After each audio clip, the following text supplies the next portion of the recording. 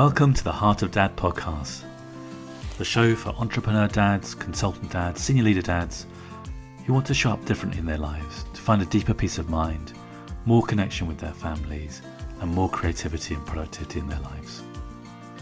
To mark the beginning of season 4, I'm running a competition. For anyone who rates and reviews the shows on Apple Podcasts, I'll enter you into a free draw for 2 free coaching sessions with me.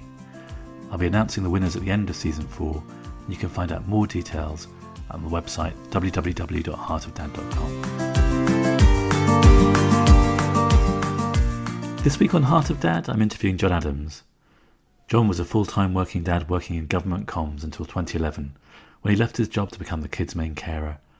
Over the years, he's been a stay-at-home dad, worked part-time, and now works for his own micro-business running dadbloguk.com. Current holder of the Online Influence Award Best UK Dad Blog.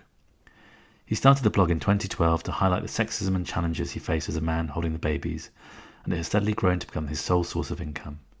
He's married to Gill, who works full-time, and has two daughters, Helen aged 11 and Izzy aged 8. So this week on Heart of Dad, I'm delighted to introduce John Adams. Hi, John. No, hi there. It's great to have you on the show. Thanks for coming on. No, pleasure to be here. So, John, can you tell us a little bit about yourself just to open up the show? Well, I am a dad of 2. I've got my eldest daughter, who is Helen, who's decided to interrupt the recording. And I've got my youngest daughter, Izzy. She's 8. I'm married to Gill. We live not too far from London, in the southeast, and I'm basically the main carer for the children. I have been for 10 years now. I was working full time, as was my wife, but we weren't too comfortable with that. So at times I've worked part time, other times I've been a stay at home dad. But I'm also a blogger. I write dadbloguk.com, which you forgive me for saying is current holder of the UK's #1 dad blog title, won at the Online Influence Awards back in November. Where, yes, I write about being a man who, for want of a better phrase, holds the babies, as it were. I mean, my status these days is I'm more of a work-from-home dad because the blog is a commercial venture, but I am still the kids' main carer. And I am also a LinkedIn change maker. I'm part of a campaign to improve workplaces, make them more family-friendly. In my case, I'm campaigning for flexible working to be made much more widely available to mums, dads, and anyone with caring responsibilities. But I'll stop talking there because I think I've said enough about myself. Oh, that's good. Plenty more to come, I'm sure. But yeah, thank you for making that very succinct.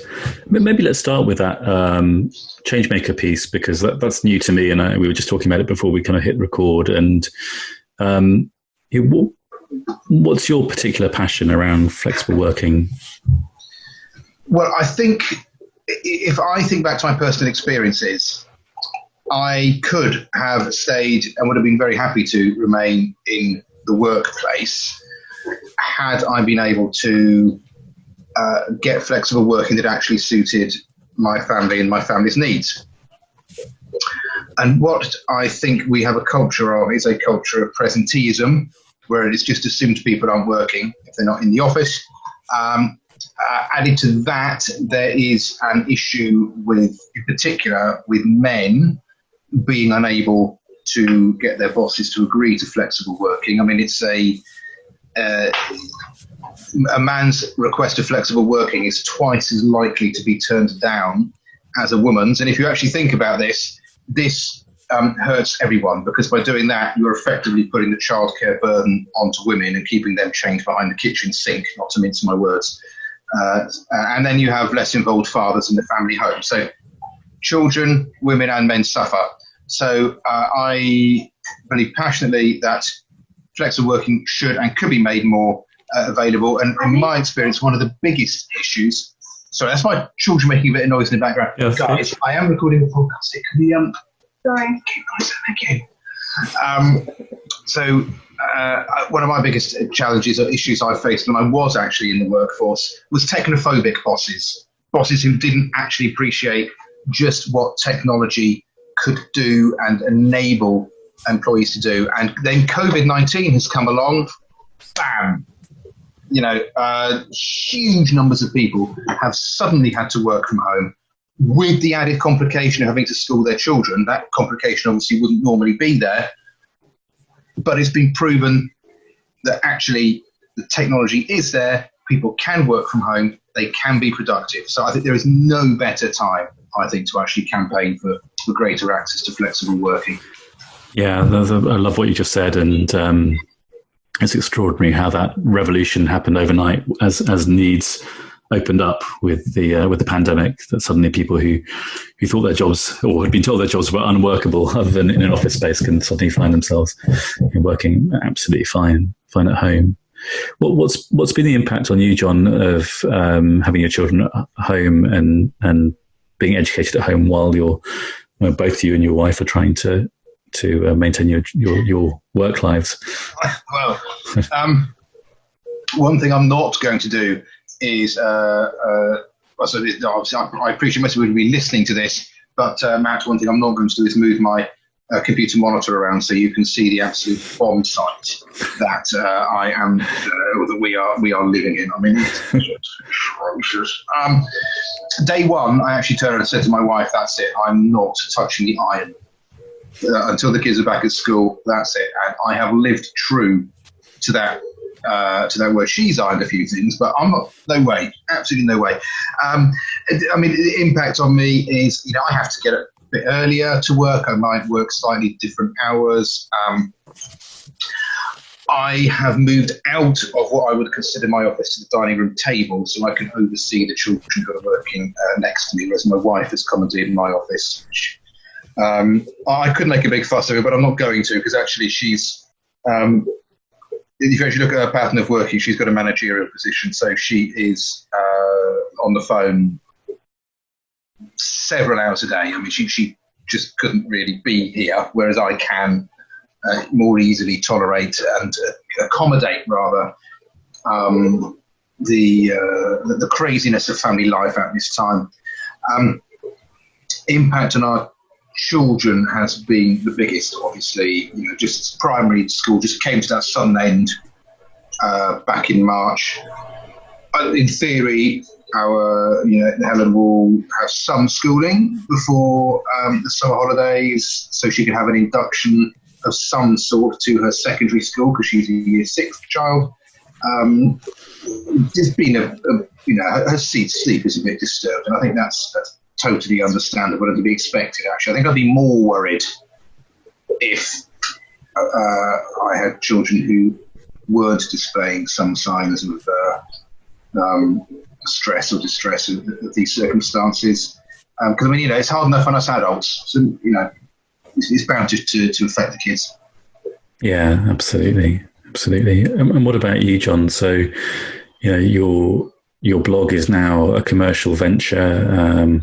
I guess, you have the childcare responsibilities and household responsibilities, but at the same time, you're forging ahead with your writing through the blog. How have you been impacted in perhaps having less of the space physically and mentally that you might have had a few months back? I'm making an assumption that's the case, but it's interesting, actually, because with there not being school, I'm not tearing around trying to cram in school runs and cram in after school clubs. I have actually appreciated the slower pace of life. It's given me time to take a step back and actually reflect on some incredibly mundane things, such as how we do the family shopping. Family shopping now is a visit to the supermarket once or twice a week. Previously, we were in that awful habit of, I'd maybe do one big shop a week, but maybe not quite get everything. And I think nothing of going down to the corner shop and making ad hoc purchases. Actually, we're just making do what we've got.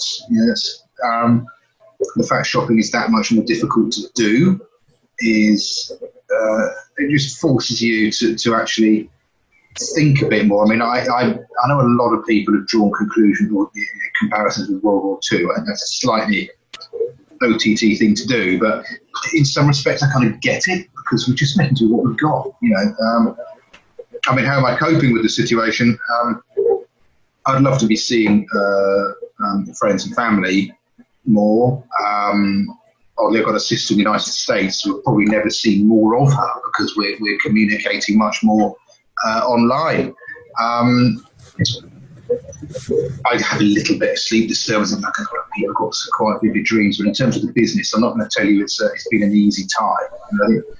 People aren't spending money, and that's dripping through to small business people such as myself. I mean, I have actually had some quite big projects, oddly, have come my way over the past few weeks. But overall, I would say there is less work around. Well, I mean, we can come back to that a little bit, because obviously this podcast is about entrepreneur dads specifically. But I'm curious to hear a little bit about the history of you moving from work into the full-time carer decision. And I think I've heard you say elsewhere that was predominantly a pragmatic decision at the time, that your wife was the higher earner, and it made sense for you to take on the childcare role when your first child came along. Well, what was that like beyond the sort of pragmatic side? What was that like for you? I mean, I'm just wondering around identity and kind of sense of self as you move from employment into childcare. How did that pan out for you? Yeah, it is a question I'm often asked, and I think it's often kind of meant as but you're a man, you're supposed to work. Surely this you've gathered together all your masculinity and thrown it on a bonfire. I never quite looked at it like that. As far as I am concerned, and I will use the N word, masculinity, the most masculine thing you can do is take responsibility for your family in great big red letters with fireworks going off. Responsibility, serious. And so I was concerned, I won't lie, about how I would be perceived by other men in particular. In actual fact, you'd be very surprised. Most men are actually really curious, and there's clearly, from my discussions with men, a huge desire amongst men, not necessarily to do what I do, but to be much more involved with their families. Sorry, I just saw the Amazon delivery guy going past. Oh, I knew it. Sorry. Okay. So sorry about this, Matt. No worries. It's very real. This is normally when I do podcasts, and I'm able to lock myself away and do something. Yeah. No worries at all. Not today. Getting the full experience. So you're absolutely right. It was nothing more than a brutally pragmatic, practical, completely unemotional decision. It was right. You earn more. You're happy in your job. Your career is going somewhere. It's my wife, obviously. Me, my career, wasn't going quite so well. I didn't earn as much. Hated my job. It just absolutely made sense. And the thing is, my wife, the way I put it is, she is never going to be chair of the PTA. She never will. She's never going to bake a cake to raise money for school funds. It's just not her thing. And unfortunately, this is, whereas men have it forced upon them that you are the hunter-gatherer, you will go and earn. Women have the reverse forced upon them. You will be the carer. You will look after your family. Actually, that is learned behaviour. That is not instinctual. I don't believe in a mother or father instinct at all. And so, we shouldn't be putting these roles on each other. Have there been... so one of the things I've explored with other dads is how fatherhood, for me at least, came with a longing to be a dad, but also quite a not quite. And an enormous revolution in my life. I don't think I really fully understood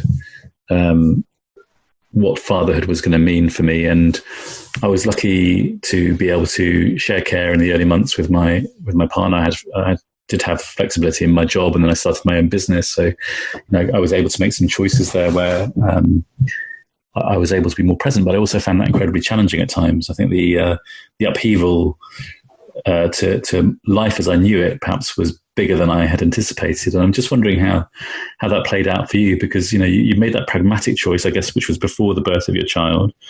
Was it, or was it after? No, actually, she was 18 months older at the 18 time. months. Okay. So you'd had some time to kind of bond and get to know. What were those early years like for you in making that switch into full-time carer? I'll take that two ways if you like. What was it like becoming a father? I think the way I actually rather charmingly have described it in the past is it was like being emotionally and physically hit by a truck. It is a massive adjustment, but I think I have got one benefit actually that most other people, not universally, that most of the people don't have, is that I have got two brothers who are a decade younger than me.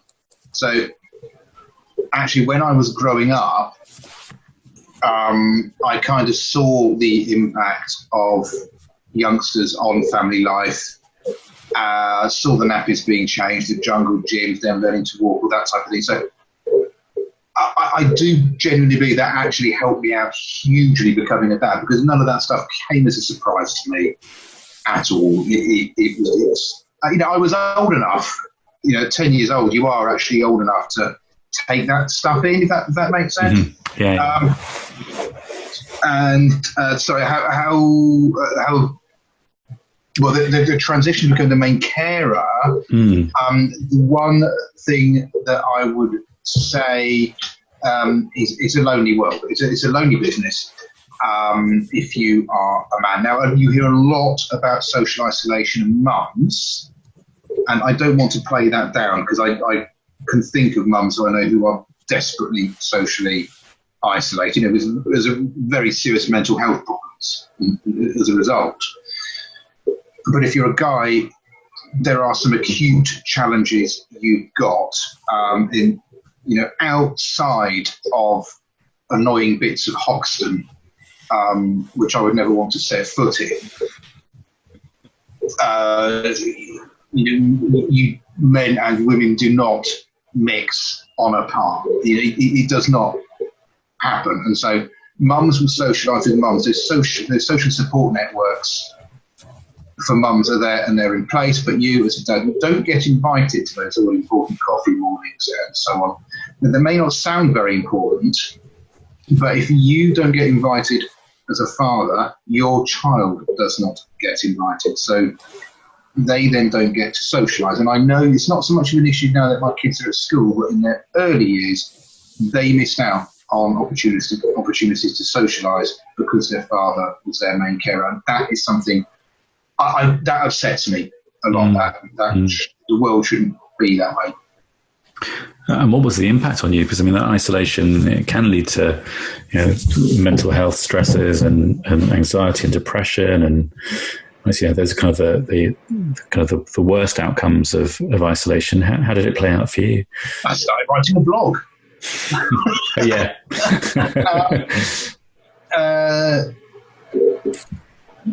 How did?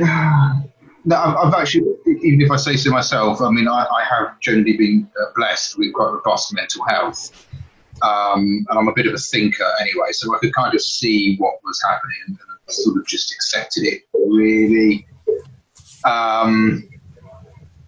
But what I actually do think about is the long-term impact on our family. If you talk to other families or see other families, they have these NCT friends. They have friends they've known at nursery. They have friends they've known from the school gate. And those social connections come from the mum.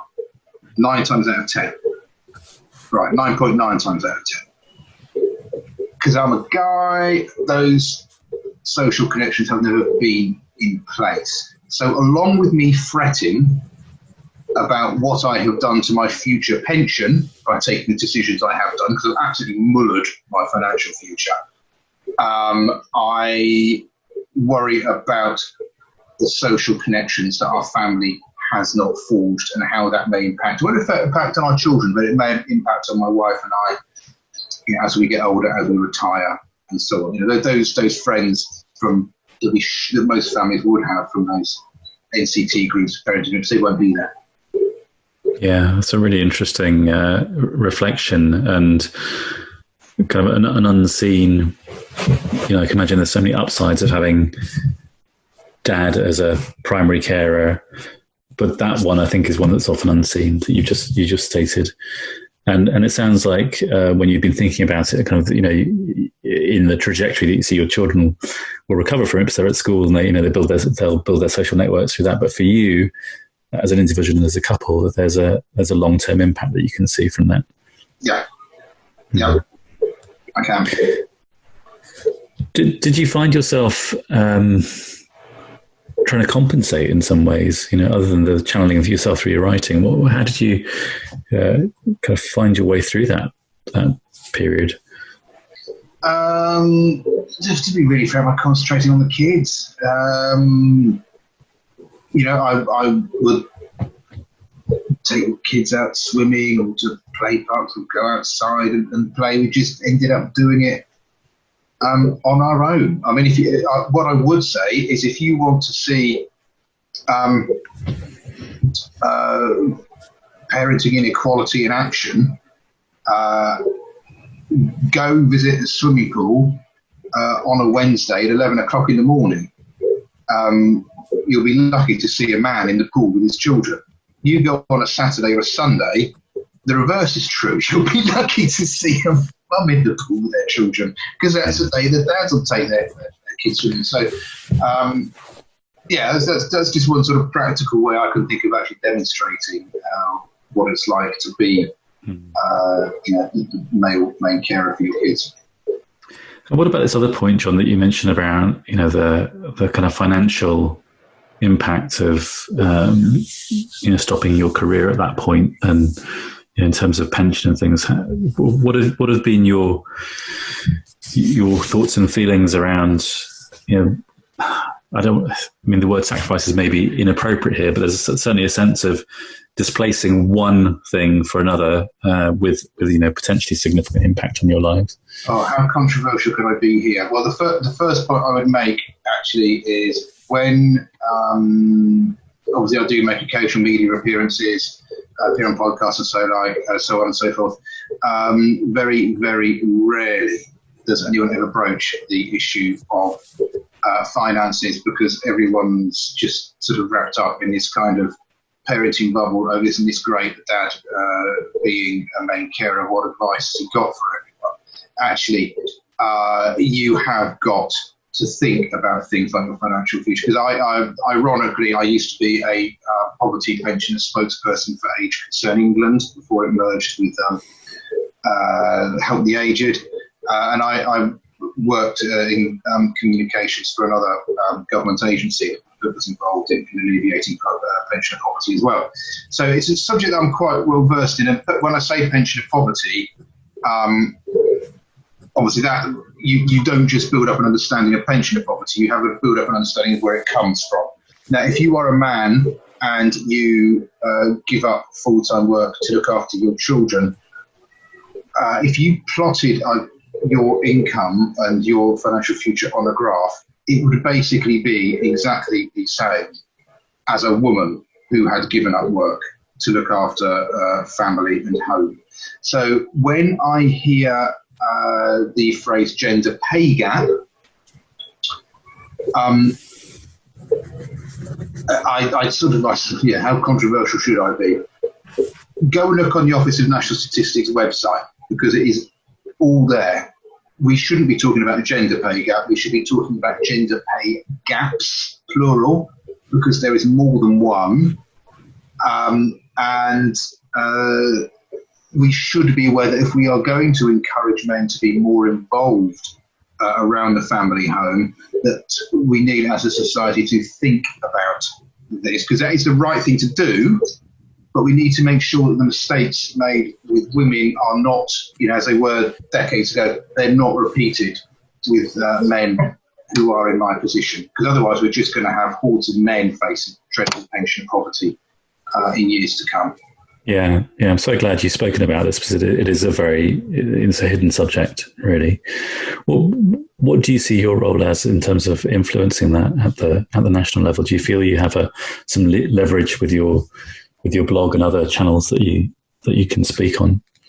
Quite possibly, yes. I mean, I have spoken out about it, and I have said that you need to think about your financial future. In the past, it's not a subject that gets a huge amount of traction because everybody wants to know what it's like dealing with mums at the school gate. When there's actually a lot more to this that we should be looking at and we should be considering. And, the implications are actually pretty big, because if you think about the pension poverty that women face, we really do need to address that, and we need to address the fact that we are going to have a more equal workforce. We need to be aware of what the impact is going to be on men as a society. We don't. Coming on a podcast like this and being able to say this, especially to sort of more entrepreneurial audience, is exactly the sort of audience that I think needs to give this some thought. For sure.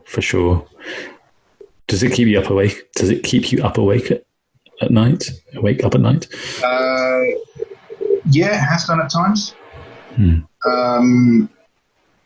Does it keep me up awake any more than a woman who is the main carer for her kids? Maybe, maybe not. I'm not a woman. I don't know. But yes, I do. I mean, I do pay into a private pension, but I'm not getting the employer contributions that someone else would get. And I know, having worked in pension policy, that I'm not paying anything like enough into one. All contributions gratefully received. Yeah.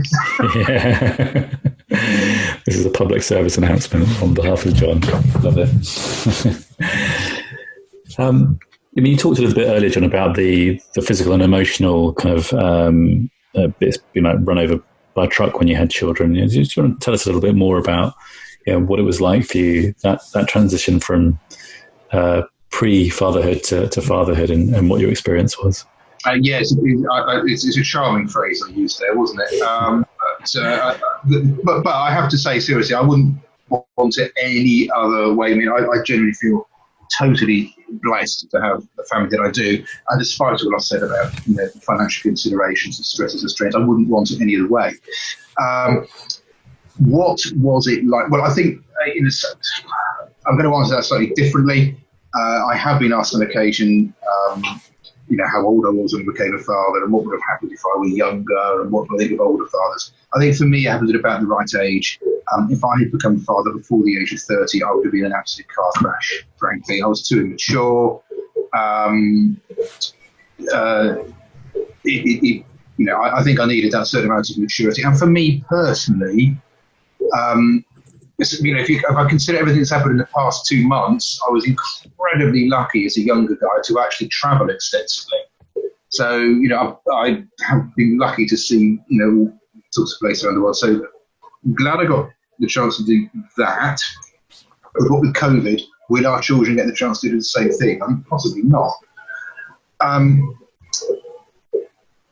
So it happened at the right time.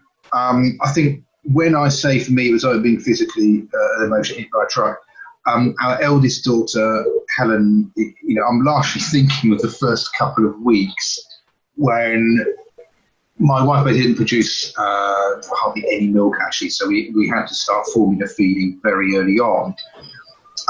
But for the first one, we actually had a midwife was trying to persuade us to go and see a private GP and get my wife to take a drug that at the time was licensed. If I remember correctly, it was some sort of heart condition. It wasn't licensed for lactation. to encourage lactation. As I described it at the time, that's like prescribing leukemia treatment for hair removal. This just absolutely will not do that. I mean, that's a brutal thing to say. But anyway, daughter just would not settle at night. And the reason she wouldn't settle was because she was so ravenously hungry. But we didn't know this because we were kept being told, breastfeed, breastfeed, breastfeed, breastfeed, until one day our visitor came, weighed the baby and said, she's dangerous, wait, can you smell her breath? Right, that's the ketones, you've got to start formula feeding. So she would only fall asleep on me, on my chest. So I didn't get any sleep. I had to sit up with her on my chest until we actually got the formula feeding underway. And then she would settle, and she was fine, and all bodily functions started working again properly and everything. But those were really, really hard couple of weeks. Yeah. You don't know what you're doing. Nobody knows what they, and nobody should think they know what they're doing, because you don't. Nobody should be tough on themselves. You're going to make mistakes. We made mistakes, still do make mistakes. But that trying to actually navigate the world and function as a human when you've gone for so long without sleep is actually really tough. Yeah, the colour has dropped out of my face. So I remember those weeks myself. You're looking fine to me, mate. He says, swigging from a bottle. But it's gone 4 o'clock. Fair enough. Well, I'm curious to know, John, as you've been writing your blog as your daughters get older, how have you seen kind of the narrative of your blog evolve as the years have gone by? What's been shifting for you? Oh, hugely. Yes, there's been massive change. And I think the thing is that I have been blogging since 2012. So I'm now in my 8th year of doing it. And I launched the blog with incredible timing, good or bad, depending on your point of view. I launched it a week before my second daughter.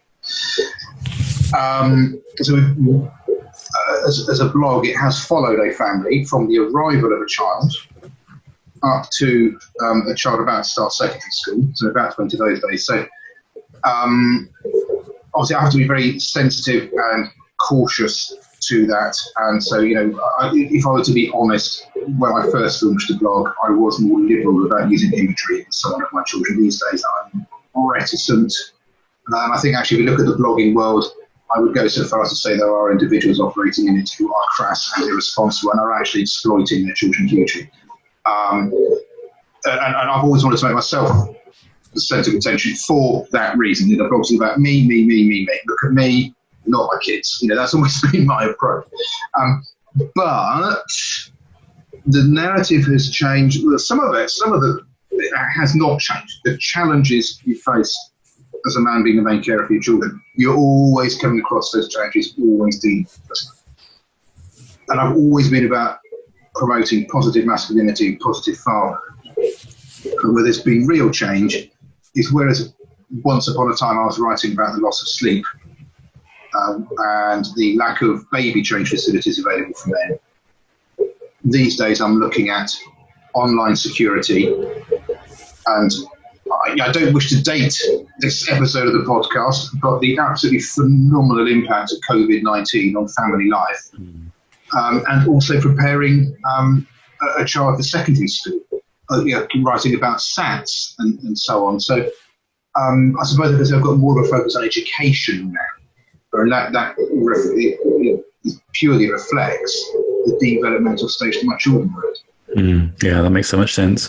And what about your inner journey? Because, I'm seeing just with a 6-year-old that where I am now is very different from where I was when he was born, in terms of my own emotional development as a parent. And it's a bit of a cliche, but, you're always kind of trying to catch up with your kids. It seems to me that's been true with my child. He's always seems to be, slightly ahead of me in what he needs, and I kind of catch up with him. What's your experience been? Yeah. That's... actually a very fair point, and I think as I become my father journey goes on, I think I'm more I think by becoming a slightly older father, you do go into it with more confidence. But I suppose I see myself almost having a role to say to younger dads that it's all right. You're going to, as I said already, you're going to make mistakes. You don't know everything.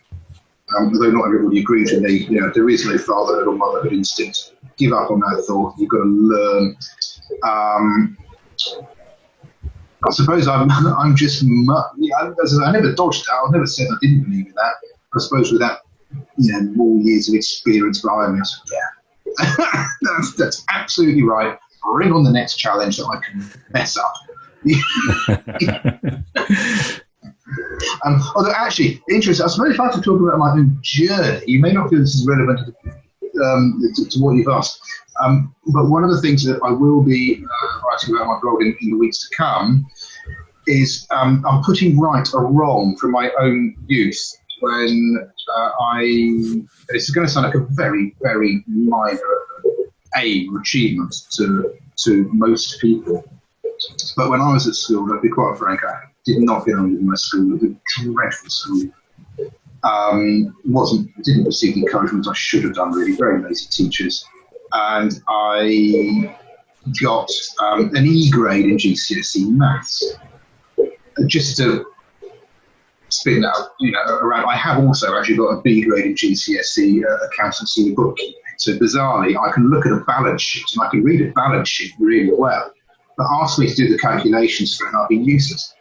So actually, having noticed, all the online learning my kids have been doing, I've actually taken on an online tutor in maths, and I'm planning to sit the maths GCSE this November. Not having that qualification has probably stopped me applying for goodness knows how many jobs when I was younger. And I know I'm a bit long in the tooth, it's a bit late in life now, but it's something I just want to do. I like these moments of redemption in life. It's kind of like, or setting a small wrong right, as you say, but it's lovely. It's very, very empowering. Well, the other point is sitting there with my 11-year-old doing her maths homework with her. I can't do it. And that I appreciate is setting an awful example to her. So I've turned that on its head. Every Monday they know between 2:30 and 4, I'm getting a lesson with my maths tutor, and they know I'm learning and I'm picking up maths that, I'm only 3 lessons in. And actually last lesson I was doing stuff that Helen can't actually do. So, it's an interesting journey. But sorry, I interrupted you there. No, that's I think it's a great story to share, and so powerful in many ways. Modelling that there's never a bad time to start learning, that things that seemed intractable can be changed or put right. I mean, I love that. It's a brilliant story in so many ways. It kind of had me think a little bit about, more towards your childhood. And one of the things I've been exploring with other dads on the podcast, John, has been their relationship with their own fathers and how that impacted them in for good or bad in their own life and as fathers themselves. Would you be able to speak a little bit about that? Oh, you've asked the $64 million question. My natural father wasn't really a part of my life. My mother remarried when I was 8, so a stepfather that I had, and I think there are various things I got from that relationship, such as I think he gave me certain confidence. Just give me a second. Helen, sorry, can you take that call somewhere else, please? I can't hear what I'm doing. Sorry, sweetheart. You want authenticity. You're 100%. I love it. I haven't had to do a podcast like this before. I'm so sorry. But yes, from him, I would say I got a confidence, a hard work ethic, actually, and a devil may care attitude. Actually, that's something that he's, if you're not doing anyone else any harm and you want to do something, just go and do it, which is quite interesting because it sort of balances with my mother's family, who are sort of quite conservative and reticent, and he's sort of like, no, just go and do it. And they're all sort of like, but no, why? Just because, So I'm sorry. Which probably without that influence, I quite possibly wouldn't have actually gone on to start the blog. Actually, so it's interesting. Really sounds really empowering. So, at what age did your stepfather come into your life? Your mum remarried when you were 8. Was your stepdad around in your life a little bit before that, I guess? Yes, yeah. I couldn't tell you exactly, but I mean, we used to go and spend weekends with him for a couple of years before they actually married. So he was, present in my younger days. So, do you remember him coming into your life and what that was like? The experience of bizarrely, because actually when my mum came back to the UK with me, my father is actually British, which in Brexit Britain, I don't know if I'm even allowed to admit that. We came back to the UK, so we were living in a sort of extended family setup. So I was living with my grandmother, an aunt and uncle who were brother and sister who weren't married, and my mum and I moved in with all of them.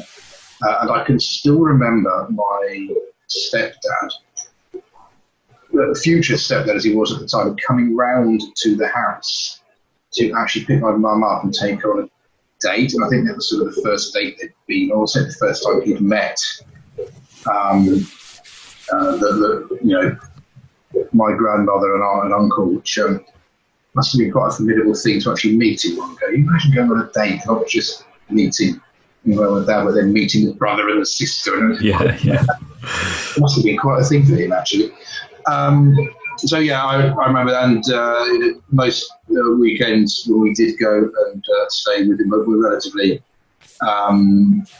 I sort of remember them being relatively carefree. Actually, he would go to the zoo or go to various places around the Cotswolds, which is where I consider to be home. Just one moment, right? So I thought I had another noisy child coming. There's still time. I'm sure we'll work both in. Yeah. So yes, it's gosh, it's having to go back many, many, many years there. I thought I'd give you a bit of a test. I'm curious because I think there's that. I love what you said about the influence of your stepdad, but also I was thinking about how you were talking about your brothers came into the world, when you were 10 or so, and that being helpful in terms of knowing what a little bit of the mechanics of parenting. But what was that like for you as a 10-year-old? Do you remember the impact of suddenly having quite much younger siblings around? Well, a lot of people sort of talk about, or I hear a lot of people saying that when they, as parents, they talk about their children getting very, very jealous when the younger sibling comes along. I actually just felt very welcoming towards them. I love the idea of having brothers. I mean, it's a complex family background. I've got my father and I think married once before, so I have actually got an older sister who lives in the States now, but of course because our parents divorced, we actually lived together for a few years. She stayed with my father as I grew up in the UK. So to actually have brothers was, I felt, was actually a very positive thing for me, and I thoroughly enjoyed it. Still do enjoy it.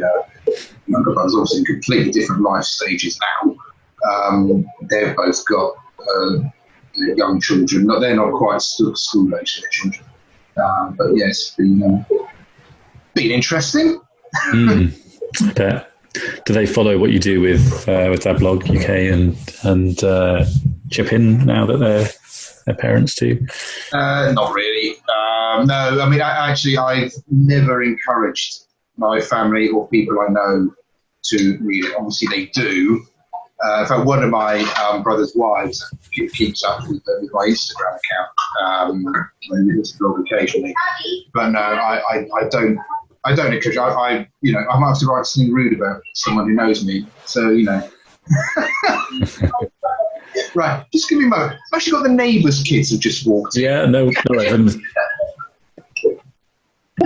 I'm going to leave it fairly raw. I just paused for a second, but I'm going to leave it fairly raw because it's just real. To me, it's all grist for the mill, really. And it is a podcast about parents. Yeah. Any dad listening to this, or any dad or mum listening to this, is going to go, yeah, this is just real. This is what happens. Yeah. So your dad. You don't stop being a dad when your kids leave home. Yeah, obviously. But I'm just wondering if you have a vision for where your blog's going to go. You've got Helen's starting secondary school this year. She's got 7 or 8 years before. Well, who knows what she'll do at the end of secondary school. But do you see this now as a lifelong blogging commitment, or a childhood tracking blogging commitment? What I say is never say never. Sort of going back into the workforce, I can't see it happening. I mean, I see what I'm doing now in some form. Yes, I'm going to be doing it for the foreseeable future. The problem I have always had in terms of being in employment is that I'm just too arrogant. So I think I might be better off working for myself for as long as I can, or for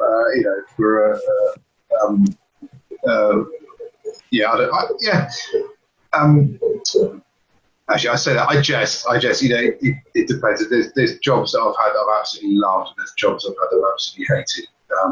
With a little in between, actually. But I do see, it had always been my, I used to talk about my stepfather's influence. He's a very successful businessman.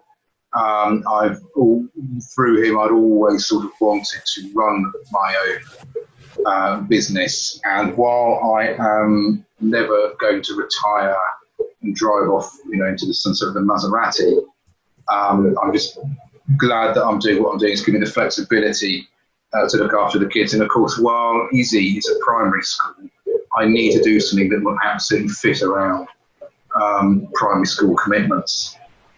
Obviously, with Helen starting secondary school, that might become a bit easier, but obviously I won't have to sort of so much to the school run for her.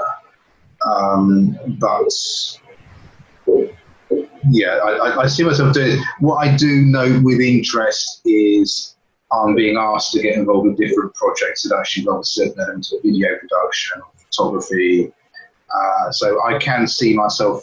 It's just the way social media has changed, and I can see myself going off in different directions. The other, you've interestingly asked me that actually because there's an age element here as well. I am not the youngest social media influencer at all.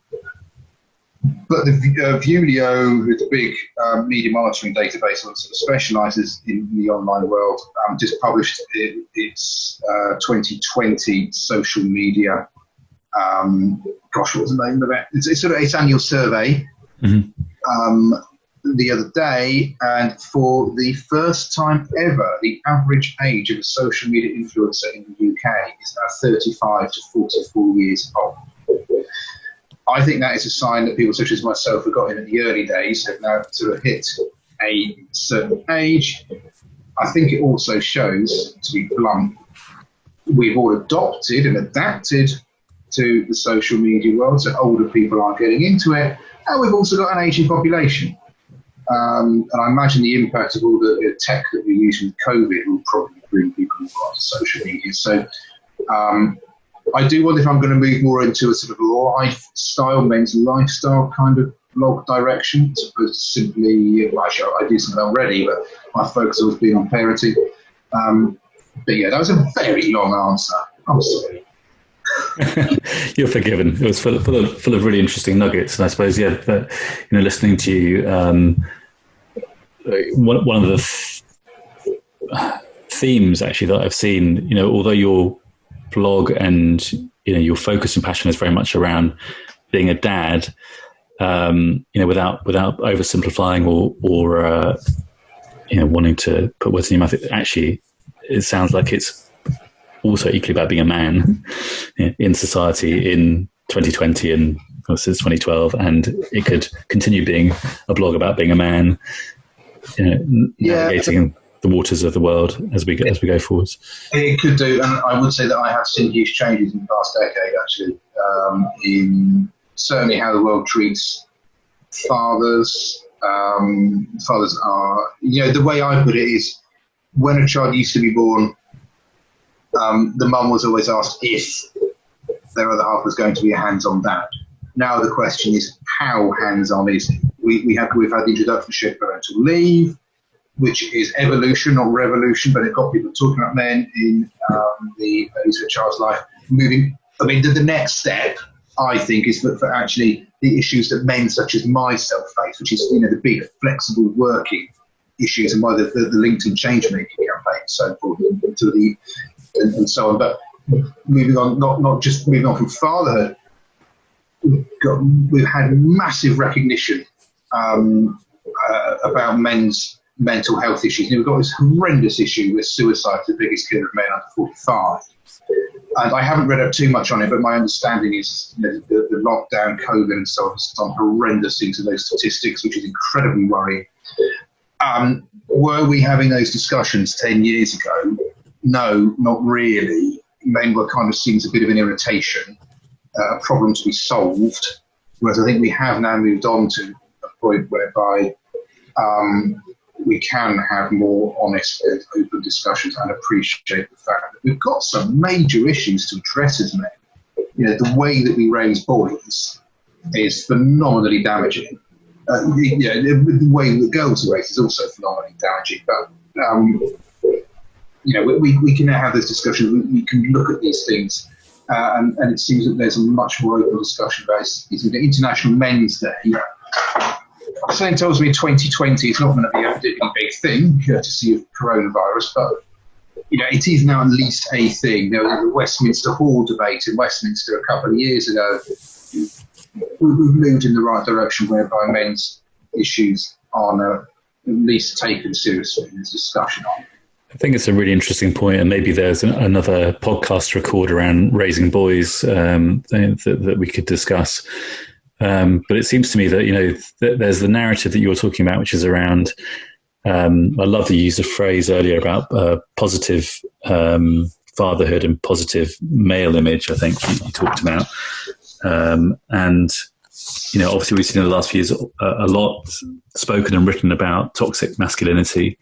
Mm-hmm. And it seems to me that you're in the space where you're leading a narrative about men in a very positive framework, but recognizing that there are lots of issues and challenges around that. And it seems to me, while the discussion around toxic masculinity is equally valid and important, because there are definitely some things around masculinity that can be toxic, it's important to have a counterbalance in the space to say that men aren't just this or this.